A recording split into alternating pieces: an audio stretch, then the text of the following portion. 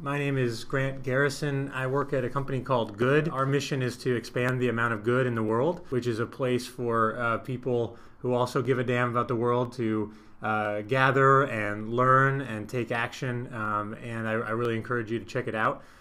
The guardians of of sort of what is or isn't a movement haven't noticed that the Millennial Movement is actually happening.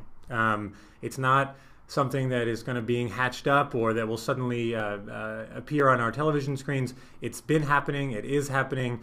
It just looks different, and it's also hugely more powerful, I think, than anyone has been willing to recognize yet. We tend to, I think, end up in a position of sort of Gandhi's famous quote, which is, first they ignore you, then they laugh at you, then they fight you, and then you win.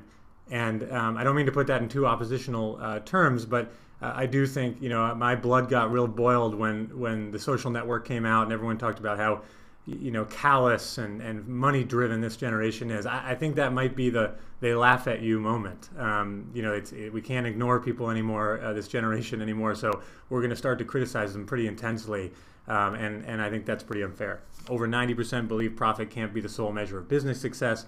More than 50% of millennials feel that businesses are going to have more impact on social change than government or NGOs. People might not like that, but that's a strong belief, and I think one grounded in a lot of reality.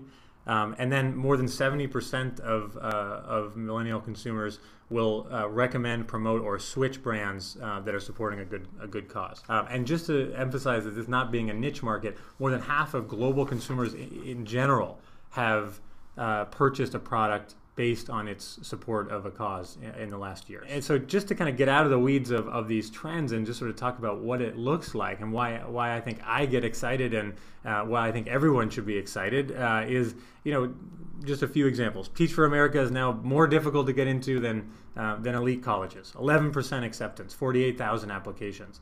500 million people have watched a TED Talk.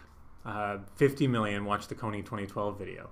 Kickstarter now provides more funding for the arts than the NEA. Another trend that we're passionate about, I care a lot about, is the rise of the citizen consumer.